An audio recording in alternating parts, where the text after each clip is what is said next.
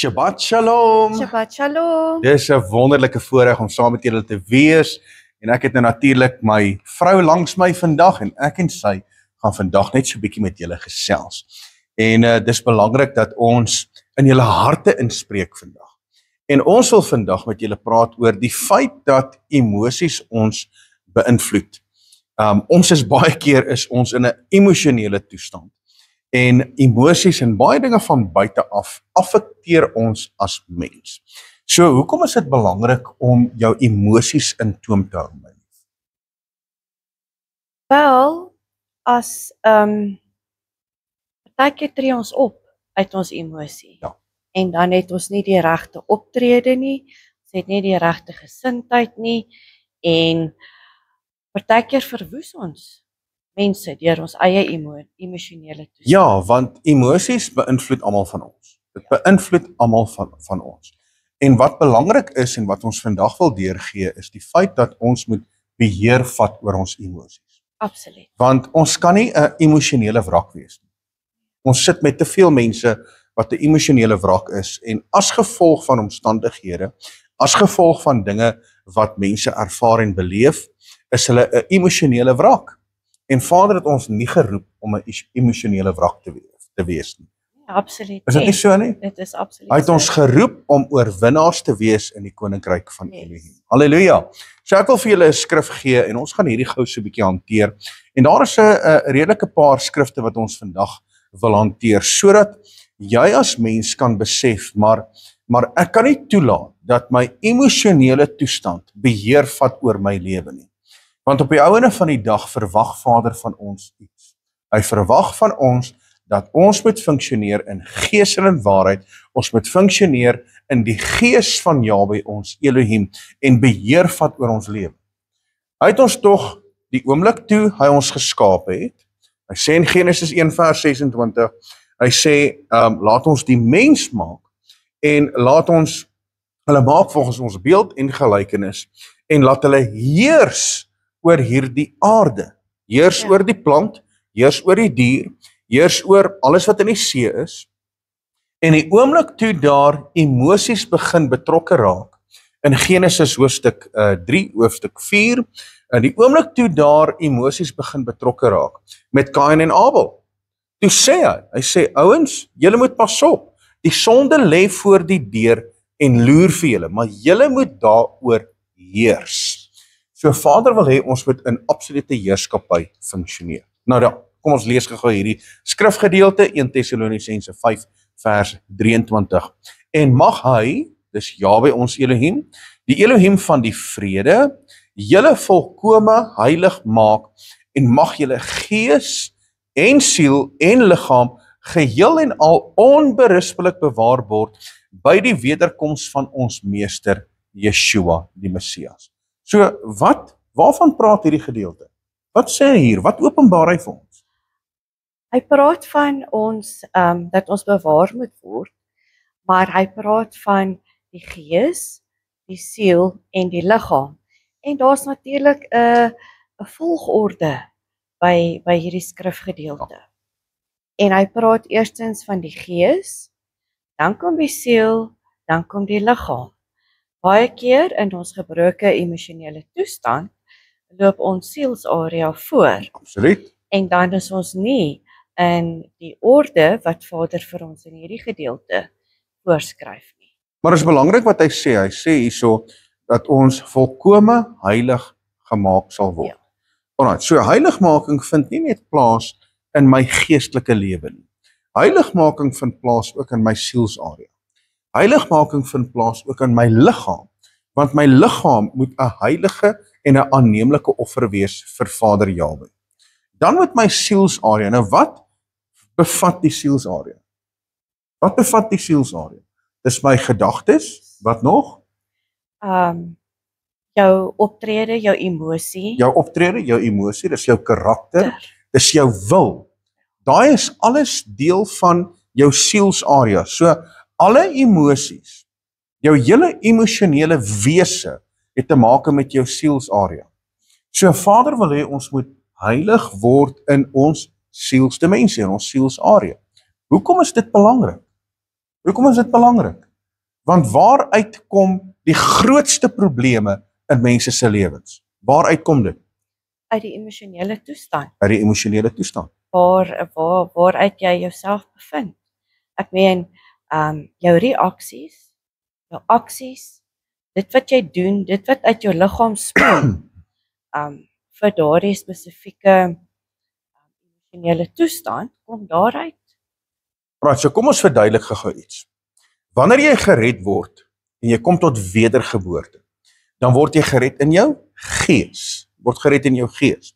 Want jou geesmens volgens Galasiërs 2 vers 1 is jou gees dood in sy misdade en sonde. So jy word wedergebore in jou gees word vernuwe. Maar jou karakter, jou emosie, jou wil, jou gedagtepatroon, dit word nie vernuwe met wedergeboorte nie.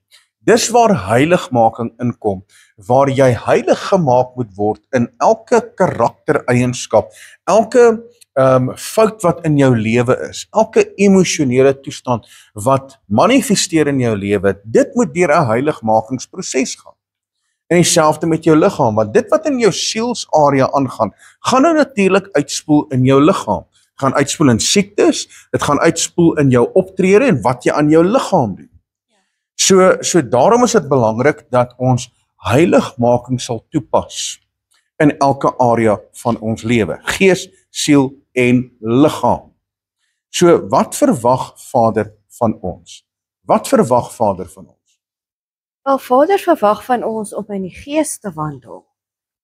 Soos Galasiërs 5:16 dit wel stel. Wandel deur die gees, dan sal julle nooit die begeerlikhede van die vlees volbring nie. Ja, daar is maar 'n sterk woord, nee. Dit is baie sterk. Daai woord nooit, dis 'n sterk woord. Lees dit gou weer vir ons. Lees dit gou weer vir ons. Maar ek sê wandel deur die gees, dan sal julle nooit die begeerlikhede van die vlees volbring nie. Okay, so hoekom is daar dan sonde en hoekom is die vleeslike aspekte dan in ons lewe en hoekom val mense in versoeking? As hierdie gedeelte dan vir my sê, wandel in die gees, dan sal julle nooit, hoekom val mense dan in versoeking? Want mens vat nie beheer oor jou emosionele toestand nie. En dan is dit die vlees wat teen die gees beklei en die gees wat teen die vlees beklei. Julle moet dit weet, ouens, ons het 'n konflik. Ons het 'n absolute konflik tussen gees en vlees. Dis 'n daaglikse ding. Dis 'n daaglikse ding. Daar is konflik. Party mense het konflik in die huwelik. Party mense het konflik met hulle kollegas. Maar wanneer jy 'n ware gelowige is, het jy 'n absolute konflik tussen die gees en die vlees. Daar's 'n fight elke dag. Maar wat gaan sterker word in jou lewe? Die een wat jy meer voed, gaan mos sterker word. En die een wat jy minder voed en wat jy nader aan uithonger, gaan mos nie sterk wees nie. Ja. So hier lê die probleem. Wat voed mense in hulle lewe? Wat voed hulle? As jy heeltyd jou emosionele toestand voed met vrees en twis en haat en jaloersheid, dan is dit wat in jou lewe tevoorskyn gaan kom. En dit is dan waar jy gaan opereer. Dis wat gaan sterker word in jou lewe. Ja. Wanneer ek my gees voed, dan word my gees sterker. Wanneer die konflik dan opstaan, wat gaan die oorhand kry? Die gees. Wanneer ek bly my vlees voed en al wat in my lewe aangaan en waar my fokus op is vlees. Wanneer die konflik tussen die gees en die vlees opstaan, wat gaan oorwin? Die vlees. Die vlees gaan die gees oorwin en oorweldig. En dis hoekom baie mense snap dit net nie. Hulle kom net nie in daai oorwinningsfase waar die woord sê, wandel in die gees, wandel deur die gees en julle sal nooit die begeerlikhede van die vlees volbring nie. Okay, maar hierdie is ook 'n besluit. Om te besluit dat jy vandag beheer gaan vat oor jou emosionele toestand. Dit is absoluut 'n besluit. Jy kan eerder besluit, ek gaan oorwin, of ek gaan die slagoffer wees. Jy gaan eerder besluit, hoor jy, so ek kom oor dit, ek kom oor my emosionele toestand, of ek gaan bly daarin sit, en ek gaan bly salk, en ek gaan bly in die omstandigheid en die toestand waarin ek is en my emosies gaan oor my hart. So daardie besluit lê by ons as mens. So jy daai aspek nogal mooi aangeraak, is die besluit. Nou hoekom maak mense die verkeerde besluite? Want ongelukkig is ons sielsarea gebroke. Absoluut. En wanneer hy gebroke is en daar's byvoorbeeld 'n vrees in ons lewe, dan maak ons verkeerde besluite. Absoluut, absoluut. Jou emosionele toestand, ongelukkig, beïnvloed jou besluite. Beïnvloed jou besluite.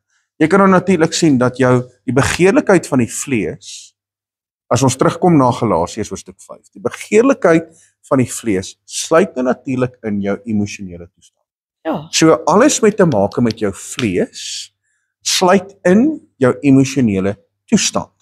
Want as jy gaan verder lees in Galasiërs hoofstuk 5 en jy kom by die werke van die vlees, dan lys hy 'n klomp aspekte wat die werke is van die vlees.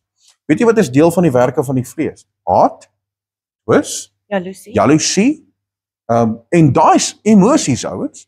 Daai's alles emosies.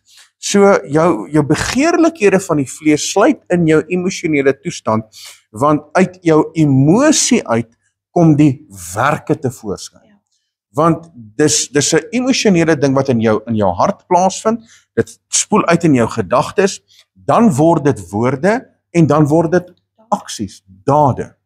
En die oomblik wanneer dit gebeur, dan is jy besig om in sonde en wetteloosheid te funksioneer.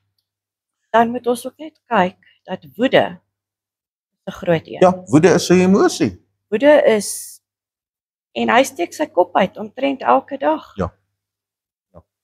Want ons almal raak kwaad. En veral as jy in die verkeer is, mense raak kwaad, hulle raak kwaad by die werk, hulle verloor hulle meer. So kan ons as gelowiges nog beïnvloed word deur ons emosionele toestand. Ja, verseker. Ja, Absoluut. net omdat jy nou gered is Ja. en jy's gewas deur die bloed van die lam, vat nie jou emosies uit die aspek van jou lewe uit nie. Dit verwyder dit glad nie. Jou emosies is nog steeds betrokke. So ons as gelowiges kan nog steeds beïnvloed word deur ons emosionele toestand. Maar hier lê die probleem. Ons vat nie beheer nie. Ons vat nie beheer nie. En die woord leer ons om absoluut beheer te vat oor ons emosionele toestand.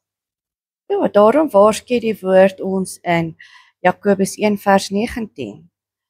En hy sê, so dan geliefde broeders, elke mens moet gou wees om te hoor, stadig om te praat en stadig om toornig te word.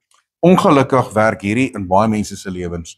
Werk dit so agterste voor. Ons is baie vinnig om te praat en ons wil nie luister nie en ons net so en ons verloor dit. En dis hartseer om te sien hoe gelowiges dit verloor. Maar ouens, ek verstaan dit. Want net omdat jy 'n gelowige is, vat dit jou nie uit hierdie wêreld uit nie. Dit vat jou nie uit alles wat hierdie wêreld vir ons kom bied nie. Dit vat ons nie uit die omstandighede uit nie. Maar wat dit wel kon verander is, ons het nou die vermoë om dit anders te hanteer. Ons het nou die vermoë om ons emosionele toestand in te perk, waar mense dit verloor. En as jy so daaraan dink, my lief, as mense moet deurgaan, wat ek en jy deurgaan, ek praat nou nie van gelowiges nie, ek praat nou van mense in die wêreld. As mense moet deurgaan, wat ek en my vrou moet deurgaan op 'n daaglikse basis, as hulle dit moet ervaar, as hulle die omstandighede en die fights wat ons het, as hulle dit moet ervaar, is hulle lankal in groendakkies ingeboek.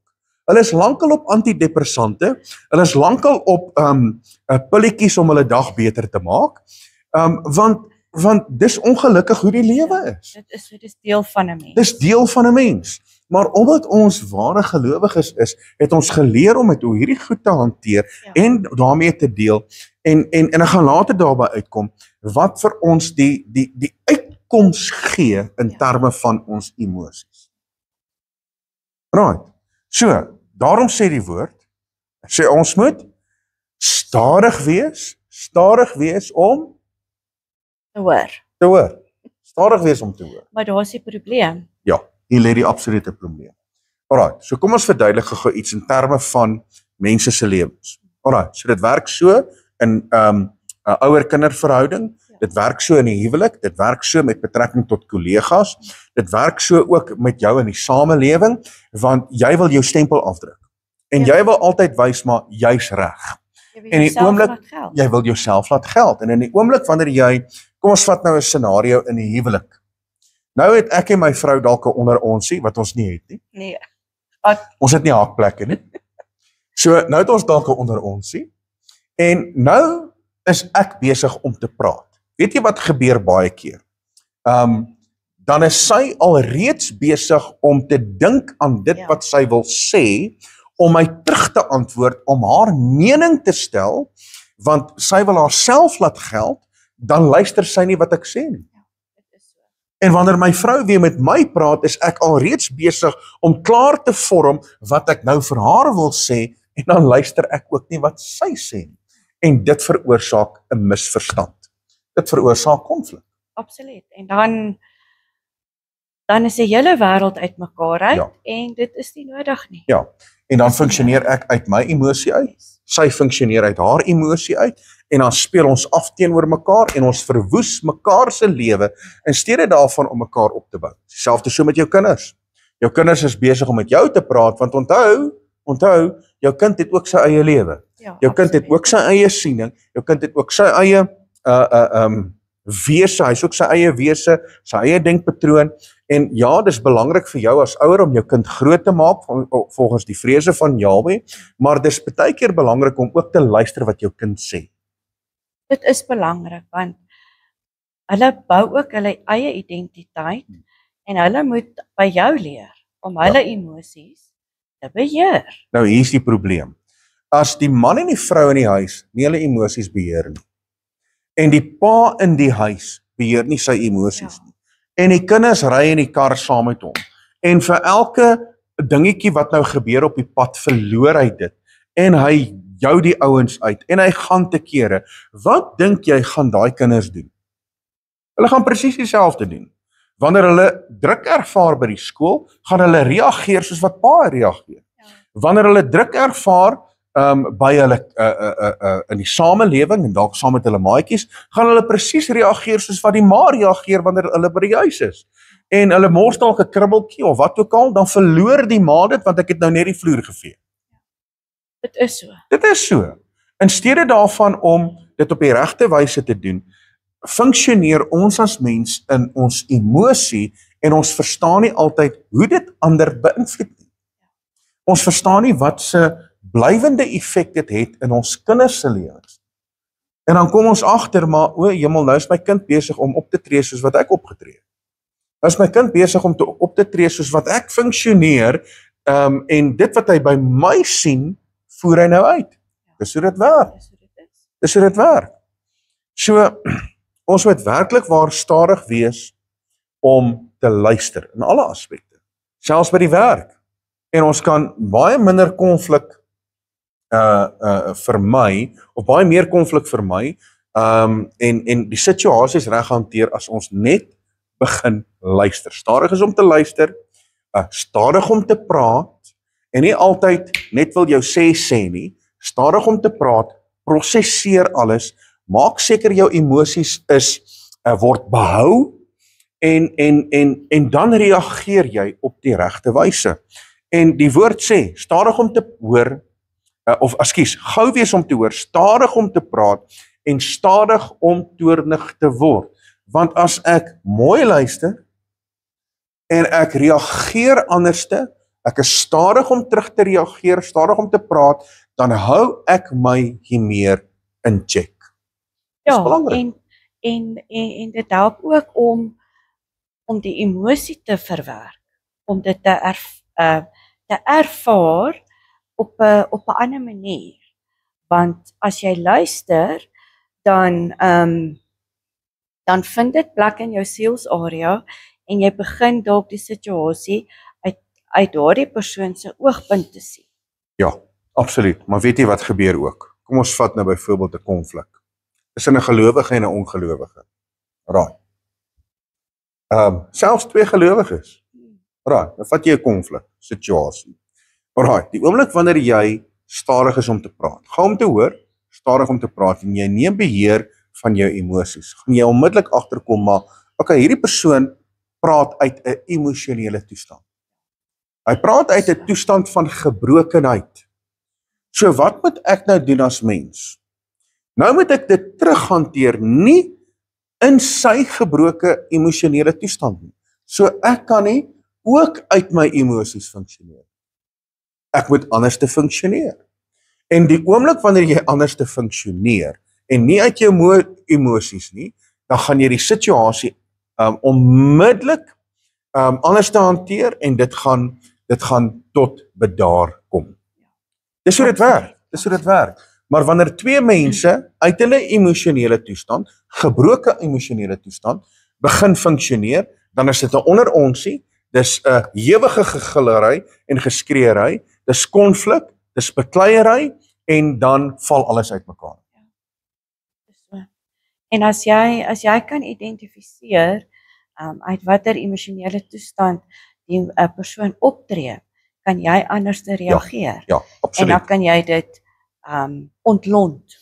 Want jy gaan onmiddellik kan optel, okay, hierdie persoon tree op uit verwerping. Hierdie persoon tree op uit vrees uit. Hierdie persoon tree uit op 'n aspek van minderwaardigheid. Dis hoekom hy so optree.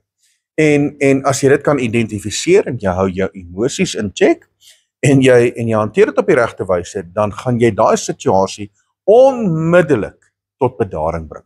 En dis wat ons wil hê. Dis wat ons wil hê. So, hierdie gedeelte in Jakobus 1 vers 19 is juis gerig tot gelowiges. Juis gerig tot gelowiges. Hierdie gedeelte is nie geskryf vir sondaars nie. Hy praat hier spesifiek met gelowiges om te sê, ouens, julle moet gou wees om te hoor, stadig om te praat, stadig om toornig te wees. Dit is ook gerig tot ons emosionele toestand. Dis gerig en dit wys ons dat ons moet geduldig wees. Ja. Ons moet geduldig wees. Geduld is tog 'n eienskap van die vrug van die Gees. Maar dit is moeilik vir mense om daai eienskap toe te pas. En dan praat dit ook oor ons nie meer. Want ons kan nie nog 'n meer hê wanneer ons as 'n gelowige funksioneer nie. En ons hoor dit baie keer. O nee, ek is kort van draad. Nee, ek het my oupa se hier of ek het my pa se hier. Nee, die bloed van Yeshua kan jou herskryf in jou emosionele toestand. Jy hoef nie te wees soos wat jou ouers was nie. Dit kan stop by jou. Maar die besluit lê by jou as mens om jou emosies te beheer. Halleluja. Right, so kom ons gaan leer uit die woord uit en wat sê die woord in terme van ons emosies. So Spreuke 16 vers 32 gee vir ons 'n amazing gedeelte. Hy sê die lankmoedigheid is beter as 'n held en hy wat sy gees beheers as een wat 'n stad inneem. So wat beteken dit? Dit beteken dat ons moet geduldig wees. En die woord het ons nou dit geleer uit Jakobus 1 vers 19. Ja. Ons moet geduldig wees. Ons moet lankmoedigheid toepas. So wat kom daar ter sprake? Is die eienskappe van die vrug van die Gees. En dit vat ons weer terug na Galasiërs hoofstuk 15. Wat sê ouens? Wandel in die Gees. As ons net daai aspek kan begin regkry en ons kry oorwinning oor ons emosionele toestand, gaan ons sit met mense wat baie beter funksioneer. Ons gaan werksomstandighede hê wat beter is. Ons gaan verhoudings hê wat beter is. Ons gaan verkeer, wanneer jy op pad werk toe of op pad huis toe is, gaan die verkeer beter wees. Want mense gaan nie meer in hulle emosionele toestand funksioneer nie. Ouens, jy weet mos in elk geval daai witbrood gaan voor jou inswaai. So hoekom word jy kwaad? Jy weet mos dit gaan gebeur. So bedaar net. Raak rustig en ek weet dit is frustrerend. Hemel, dis baie frustrerend. Vra vir my, ek weet. Ek raak baie frustreerd met betrekking tot dit. Maar Vader het ons geleer en hy leer ons uit sy woord uit. En hoe meer ons dit begin doen en hoe meer ons in die Gees begin wandel, hoe beter raak dit. So, wat sê hierdie gedeelte? Dit sê spesifiek dat ons moet wat doen? Ons moet begin beheer toepas. Bring my nou so vinnig dink daai gedeelte van Dina en haar broers, hoe hulle opgetree het. Ja. En dit het op die ou einde op moord uitgeloop. Absoluut. En dit was onbeheerde emosies. Want wat mens kan verstaan aan die een kant, hoekom hulle dit gedoen het, hoe ons so opgetree het. Maar aan die ander kant, moet jy dit beheer. Ja, maar is weer eens deur iemand wat ook nie sy seksuele emosies in kon beheer nie. Absoluut.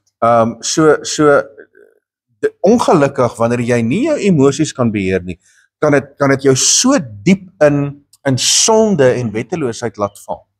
Want hy kon nie beheer vat oor sy seksuele drange nie. Ja. Hy kon nie beheer vat nie en as gevolg van sy emosionele toestand wat hom oorweldig het en hy kon nie beheer nie, het hy 'n verkeerde ding gedoen teenoor Dina. Dit het toe by Jakob en sy broers uitgekom, Jakob en sy kinders uitgekom en hulle het toe opgetree ook in hulle emosie. En ek verstaan hoekom. Daar was so 'n paar maande terug was ons in 'n scenario gewees waar ons kinders in 'n ongeluk was. En ons kom by die hospitaal en ons die kinders in die hospitaal en die dronk bestuurder wat in hulle vasgery het, kom toe ook by die hospitaal in. En ek staan daar en ek was op 'n oomblik toe ek na die ekstrale toe moes gegaan het saam met my seun, toe stoot hulle hom daarin en ek was toe alleen gewees saam met hierdie persoon en ek moes omdraai en loop en ek het begin bid. Ek sê Vader, help my want ek wil hierdie ou, ek wil hom iets aandoen want ek was emosioneel. En as ek opgetree het in my emosies, het ek daai ou iets aangedoen. Maar ek het besef, maar ek is nou swak in my emosies. Ek het dit besef en ek het onmiddellik begin bid en ek het omgedraai en ek het weggeloop. Ek gesê Vader, help my. Want ons is nou in 'n scenario, ons is nou in 'n situasie waar as ek dit gaan toelaat, gaan my emosies oorkook en ek gaan verkeerde besluite maak en ek gaan verkeerde dinge doen en ek gaan in die moeilikheid kom. En dis wat hier plaasgevind het. So hulle het in hulle emosionele toestand opgetree en hulle het verkeerde dinge gedoen. Maar waardeur word ons dan beïnvloed? Waardeur? Die omstandighede. Ons word beïnvloed deur omstandighede, is dit nie so nie?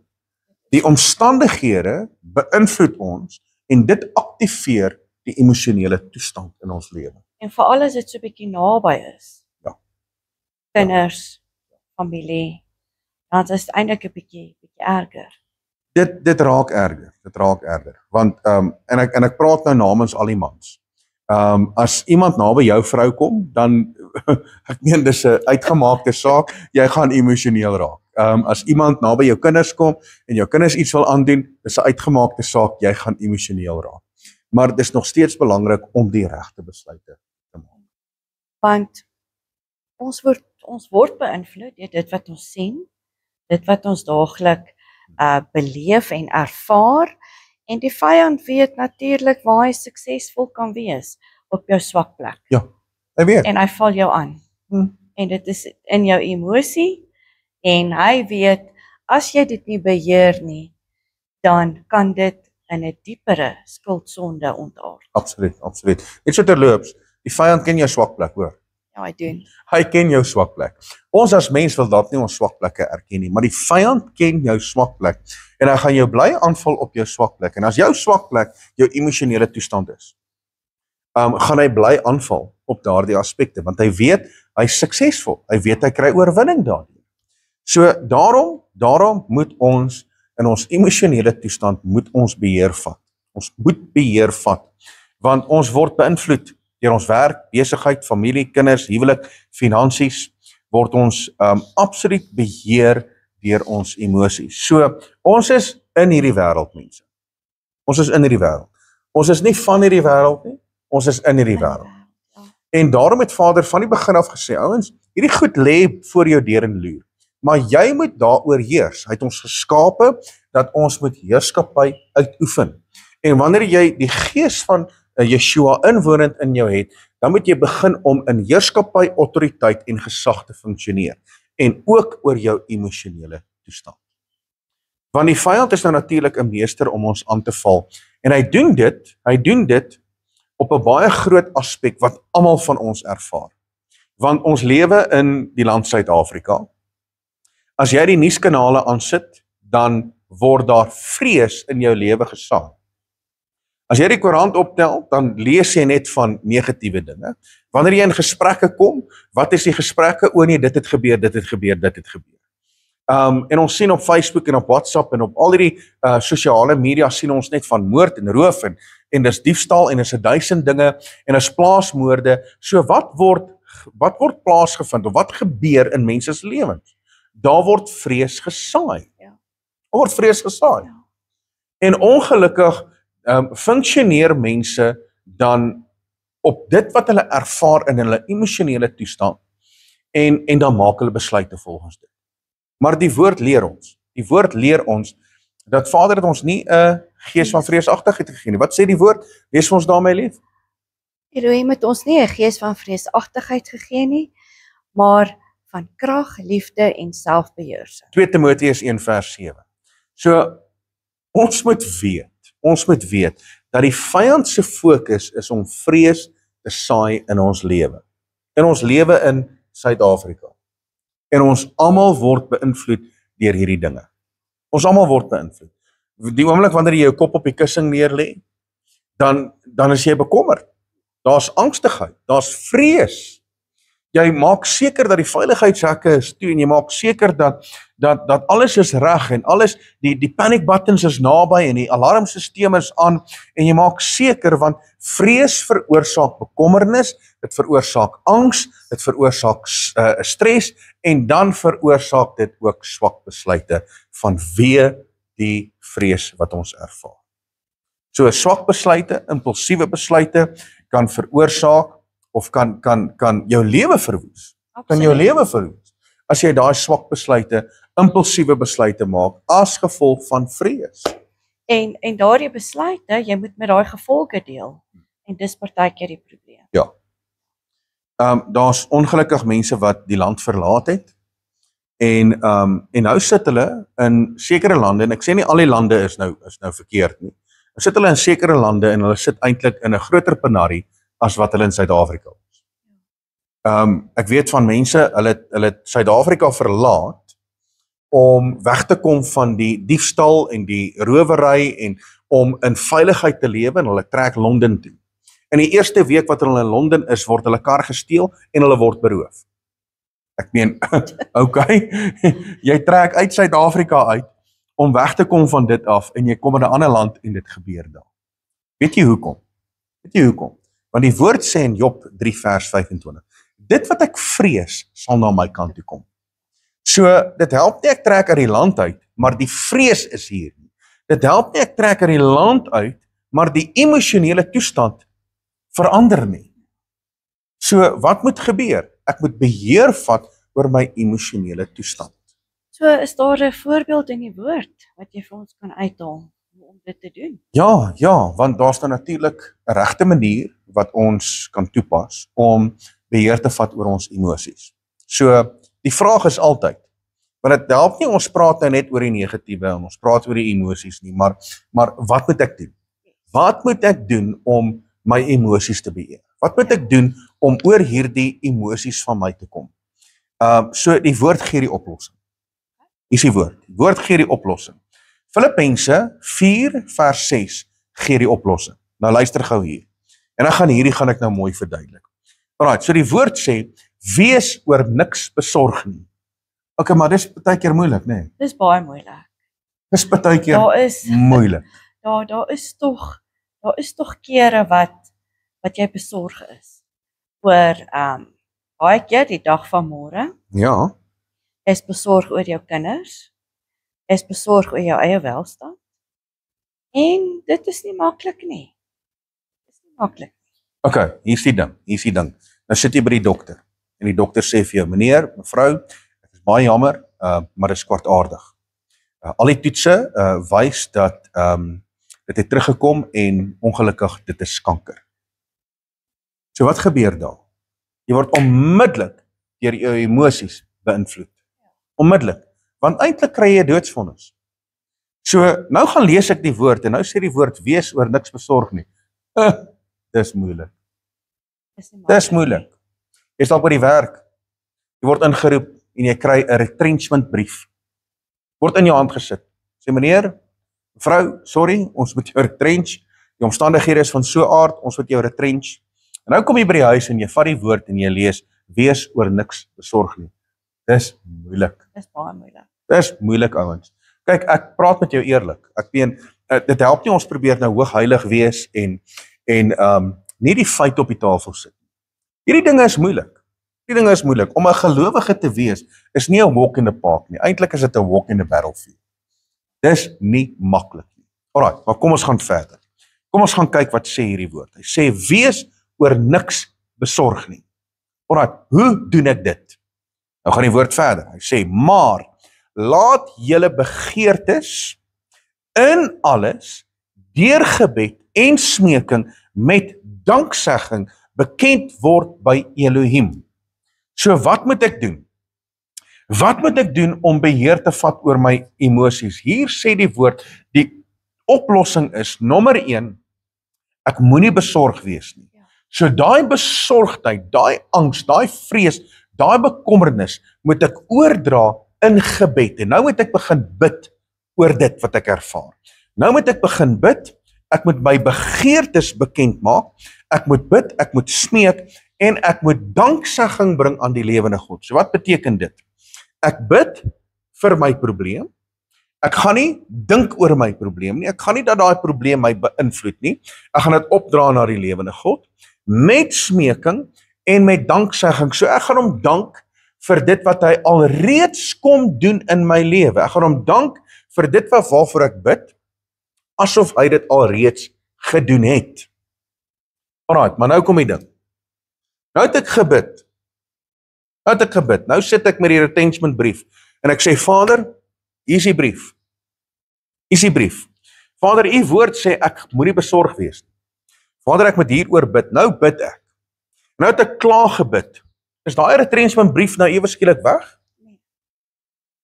Is die retrenchment nou ewe skielik van die tafel af? Nee. Okay, so hoekom bid ons? Alright, so hier kom die resultaat en dit is waarvoor ons bid. Ons bid vir juis hierdie rede dat die resultaat in ons lewe sal manifesteer. Luister wat sê die woord. En die vrede van Elohim. Sure, amazing. So weer eens, is die probleem onmiddellik opgelos? Nee. Vader kan dit doen. Hy's almagtig, hy kan dit doen. So is die retrenchment brief van die tafel af? Nee. Is die kanker ewe skielik die diagnose nie meer daar nie? Nee. Hy kan die kanker onmiddellik genees en hy kan vir jou oorwinning gee. Maar wat gebeur is, en die vrede van Elohim, wat alle verstand te bowe gaan, sal julle harte en julle sinne bewaar in Messia Yeshua. Dis hoekom ons nie ingeboek word in groen dakkies nie. Dis hoekom ons dit nie verloor nie. Weet jy hoekom? Want ons bid oor hierdie dinge. Wanneer ons omstandighede het en wanneer ons situasies het en ons beleef goed en die diagnose kom of wat ook al gebeur, dan gaan ons na Vader, ons sak op ons knie, ons roep sy naam aan, ons roep na hom, ons bid en weet jy wat gebeur? Dan kom daar vrede in ons hart met die wete dat hy gaan dit hanteer. Hy gaan dit oplos. Daardie vrede wat ons harte bewaar, ons sinne bewaar, dat ons nie 'n emosionele wrak word nie. Halleluja. En dit is waarvoor ons bid. So mense, dis belangrik dat ek en jy absoluut ons emosies in beheer sal hou. So ek het nou vir die oplossing gegee. So die oplossing is, jy moet begin bid, ernstig bid. Jy moet elke bekommernis, en die woord leer ons dit tog in die boek van Petrus, hy sê, werp al julle bekommernis op hom, want hy sorg vir julle. Werp al julle bekommernis op hom. Want is dit enigstens, gaan dit enigstens help as ek bekommerd is? Nee, dit gaan nie. Nee, gaan nie help nie. Dit laat my dink aan Josef. Dit wat hy deurgemaak het, dit wat hy deurgegaan het. Maar hy het beheer daarvan gevat. En wat vir my kosbaar is, hy het uitgeroep op die einde, dat Vader hom gestuur het en hulle hom nie gestuur het nie. Ja. Want Vader het geweet wat hy die breër prentjie wat hy vir Josef het en vir daardie huisgesin. As Josef in sy emosionele toestand moes optree. Ai. En ouens, ons kon dit maar geregverdig het, want sy broers wou hom eers doodmaak, toe het hulle hom in die put gegooi. Hulle het vir sy pa gelieg. Hulle het vir Jakob om die bos gelei. Hulle het hom verkoop, hulle het hom absoluut sleg gehanteer. So, sou dit regverdig gewees het as hy hulle doodgemaak het? Absoluut. Absoluut. Maar, kyk hoe Josef opgetree. Hy het beheer gevat oor sy emosies. En hy het hulle vergewe en hy het hulle vrygespreek. Halleluja. En daardeur is die volk van Israel, die nasie Israel, Jakob en sy kinders is behoue gebly. En uit dit uit is daar 'n nasie wat geskep is. En uit die nasie uit kom Yeshua, ons verlosser en saligmaker. Halleluja. Ek dink Josef het daai vrede wat alle verstand te bowe gaan. Absoluut. Het hy ervaar in sy sielsarea. Ja, dit wat ons nou gelees het. Ja. En Vader het hom kom herstel deur dit. Fantasties. Nou dis ons gebed vir julle. Dat julle die vrede van Elohim sal ervaar. Dat jy vandag nie meer besorg sal wees oor die dag van môre nie. En ja, ouens, ons deel met die realiteit. Ons is in hierdie wêreld en baie keer moet die tekkie die teer tref. En ons het ook baie keer bekommernis. Jy weet, ons sit hier by die gemeente en daar is baie dinge wat moet plaasvind. En julle sien ons op die kamera en julle sien nie en julle weet nie wat gebeur agter die skerms nie. So ons moet baie keer met ons bid en ons moet intree en ons moet Vader se aangesig soek, maar weet jy, ons het geen bekommernis oor die feit dat hy vir ons sorg, dat hy vir ons sal deurkom nie, want ons weet en ons ken dat hy is die lewende God, hy is die almagtige en hy sal altyd vir ons deurkom. Hy voorsien in al ons behoeftes. Hy voorsien in elke aspek van ons lewe. En ons wil bid vir julle dat die vrede van Jahwe ons Elohim ook in julle lewe sal manifesteer. En dat jy sal weet, ek het nie nodig om bekommerd te wees oor die dag van môre nie, want hy sorg vir my. Ek het nie nodig om bekommerd te wees oor my kinders nie, want as ek bid, sal daar vrede in my hart wees. Dat die lewende God sal ingryp in elke omstandigheid en elke toestand. Halleluja. So ons wil graag saam met julle bid. En net daar waar jy is, wil ons vra dat jy net jou hande so hier op jou bors sal kom lê. Want vanuit ons hart uit en uit ons sielsarea kom ons emosionele toestand. En ons wil vir julle bid dat julle emosionele toestand vandag in lyn sal kom met die woord van Skepper lewende God. Halleluja. Vader, dankie. Dankie, ons eer U. Ons loof U, ons prys U en dankie vir 'n voorreg om die woord te kan verkondig. En Vader, ons doen dit nie uit 'n gebroke emosionele toestand nie. Ons doen dit vandag, Vader, omdat U ons kom herstel in ons gees, siel en liggaam. En nou bid ek, Vader, vir elke persoon wat ingeskakel is, wat dalk moontlik 'n gebroke emosionele toestand het. Vader, veral oor hierdie periode, hierdie tydperk, is daar mense wat alleen is, daar's mense wat eensaam is, daar's mense wat verstoot en verlate is, en ons bid nou, Vader, dat U daardie harte en emosionele toestand nou sal kom aanraak en kom genees. Ek bid, Vader, in besonder vir elke persoon, Vader, wat na hierdie uitsending kyk, dat ons sal begin beheer vat oor ons lewe, oor ons gees, siel en liggaam, beheer vat oor ons emosionele toestand, en dat die leiding van Heilige Gees nou ons lewe sal lei volgens U woord. Vader, ek kom teen elke aspek van vrees.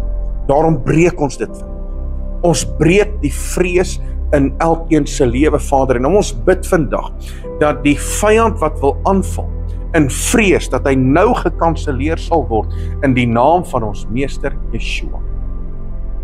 Vader, ons kom ook teen elke emosionele toestand van verwerping.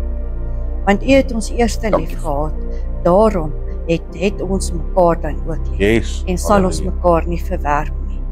Vader, al kom ons aardse familie teen ons. Vader, U is altyd daar Yes. en U sal ons Halleluja. nooit begewe en ons nooit verlaat nie, omdat U ons eerste lief gehad het. Halleluja, halleluja. Vader, U woord sê in Psalm 27 vers 10, dat al het ons vader of ons moeder ons verlaat, U sal ons aanneem. En daarom, Vader, kanselleer ons elke gees van ongeliefdheid. Vader, ons kanselleer elke gees van minderwaardigheid en van verwerping vandag in die naam van ons meester Yeshua. Vader, elke depressie gees word ook nou gekanselleer. En ons bid, Vader, dat mense nie in 'n emosionele toestand van depressie sal verval nie, maar dat hulle sal weet, hulle toevlug is by die skepper van hemel en aarde. Vader, ek bid nou dat julle sal vul met blydskap, dat die blydskap van Yahweh ons Elohim hulle beskutting sal wees, en dat hulle emosionele toestand nou genees sal word in die naam van ons meester Yeshua. Vader, ons kom ook nou teen elke gees van eensaamheid. Halleluja. Vader, want U woord sê dat U is naby almal wat U in waarheid aanroep. Halleluja. En U woord sê, U laat die eensaames in huisgesinne woon. En daarom is daar nie vir ons 'n eensaamheid nie, want U is met ons. Dankie, Vader. Dankie, Vader. Vader, ons bid ook dat die vrede van Yahweh, wat alle verstand te bowe gaan, Halleluja. elke sielsarea van elke mens sal kom penetreer en sal kom beïnvloed, Vader. Dat ons daardie vrede in ons sielsarea kan aanwend. Vader, ons bid dat die vrede van Yahweh elke sielsarea sal kom penetreer. Vader, daardie vrede wat elke verstand te bowe gaan, daardie vrede dat dit elke sielsarea sal penetreer, sal kalmte bring, sal rustigheid bring, Vader, en met die wete dat U in beheer is.